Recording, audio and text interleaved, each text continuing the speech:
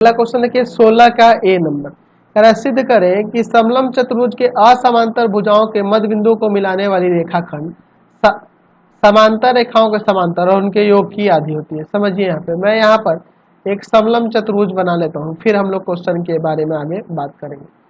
चलिए आपका एक समलंब चतुर्भुज हो गया, इसका नाम कुछ दे देते हैं। मान लीजिए इसका नाम है A B C D, A B C D, ठीक है।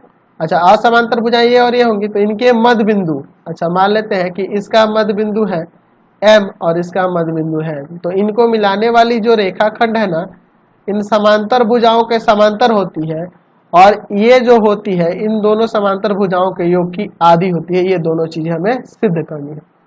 चलिए दिया क्या है, दिया है हमारे पास यहाँ पर कि ए बी सी डी एक समलंब चतुर्भुज है, समलंब चतुर्भुज है और समलंब चतुर्भुज कौन सा है और इसमें कौन से भुजा का युग्म समांतर है, तो ए बी समांतर है डी सी के। एम तथा एन क्रमशः ए डी तथा बी सी का मध्य बिंदु है, बी सी का मध्य बिंदु है, मध्य बिंदु है, ठीक है। तो सिद्ध करना है, तो सिद्ध करना है, तो सिद्ध करना है हमें यह एम एन जो होगा समांतर होगा इसके डीसी के भी और ए बी के भी। और दूसरा चीज क्या कर रहा था, एम एन जो होगा एम एन यह दोनों समांतर भुजाओं के योग का आधा होगा, A B plus C D, C D या डी सी लिख दो कोई दिक्कत नहीं है, इन दोनों के योग का आधा होगा। चलिए इसको हम लोग प्रमाणित करते हैं। एक काम करते हैं, इसमें रचना करेंगे, अभी नहीं, ये रचना हम लोग बाद में करेंगे इस दूसरे वाले को प्रूफ करने के लिए। मैं रचना करूंगा, अभी कर दूंगा तो आप थोड़ा कंफ्यूज हो गए, इसलिए मैं वो पहले रचना नहीं करता हूँ, इसके बाद मैं करूंगा। चलिए सीधे मैं प्रमाण पे चलता हूँ। लिखना तो आपको पहले ही है लेकिन अभी मैं आपको नहीं दिखा रहा हूँ, नहीं तो आप कंफ्यूज हो जाओगे। अच्छा, चूंकि हम लोग एक प्रमेय पढ़े हैं कि यदि तीन रेखाएं समांतर हो और एक तिर्यक रेखा इस तरह से हो कि इनके बीच के अंतःखंड बराबर हो, ठीक है, तो उसी तरह अगर दूसरी कोई तिर्यक रेखा खींचेंगे तो उनके बीच के भी अंतःखंड आपस में बराबर होते हैं। तो यहाँ उल्टा दिया है, यह अंतःखंड आपस में बराबर है तो जाहिर सी बात है ये रेखाएं समांतर होंगी ना, है ना जी। तो हम लोग जो प्रमेय पढ़े थे उसी के ये प्रतिलोम से हो जाएगा। हम लोग लिख सकते हैं कि यदि यदि तीन रेखाओं के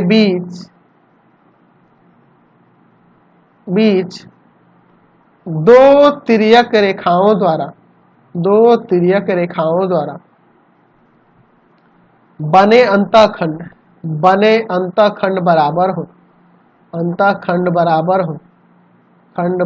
हो तो रेखाएं समांतर हो जाएगी ना, रेखाएं समांतर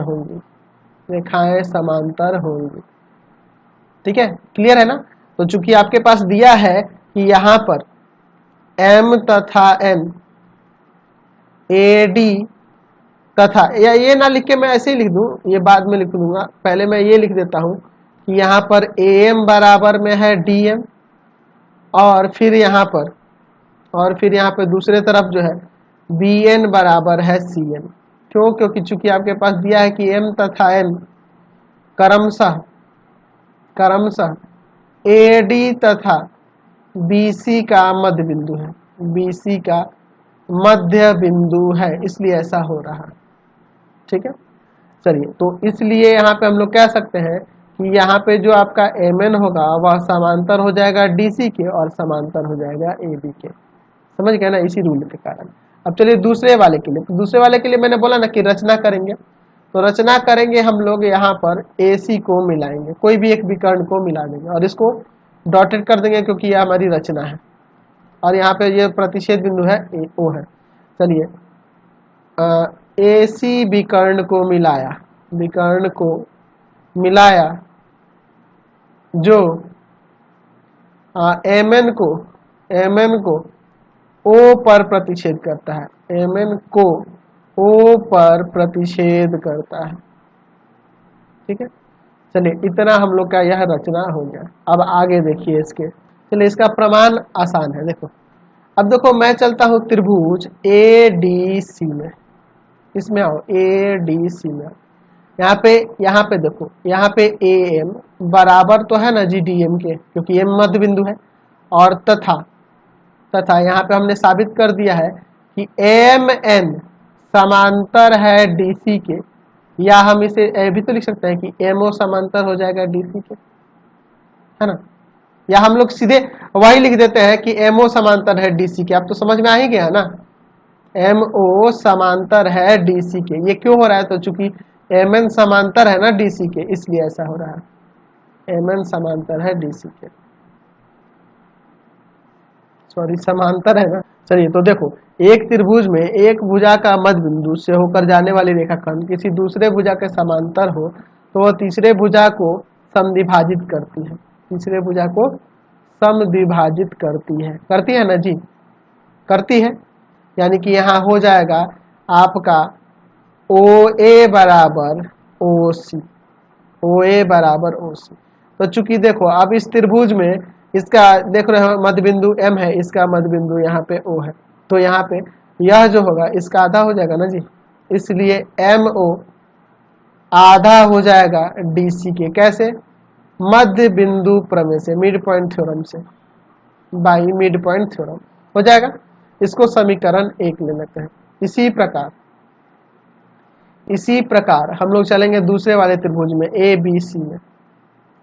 यहाँ पे देखो ए बी सी में, तो इसमें भी देखो यह मध्य बिंदु है और हमने यहाँ पे ऊपर दिखा दिया है कि ओ ए बराबर ओ सी है, तो यह दोनों बराबर है और इसका मध्य बिंदु यहाँ पे है, तो जाहिर सी बात है यह इसका आधा हो जाएगा। ठीक है, यानी कि ओ एन जो हो जाएगा आधा हो जाएगा ए बी का। समीकरण 2, समीकरण 1 तथा 2 को जोड़ने पर, समीकरण 1 तथा 2 को जोड़ने पर दोनों समीकरणों को जोड़ दे देते हैं और देखते हैं क्या होता है।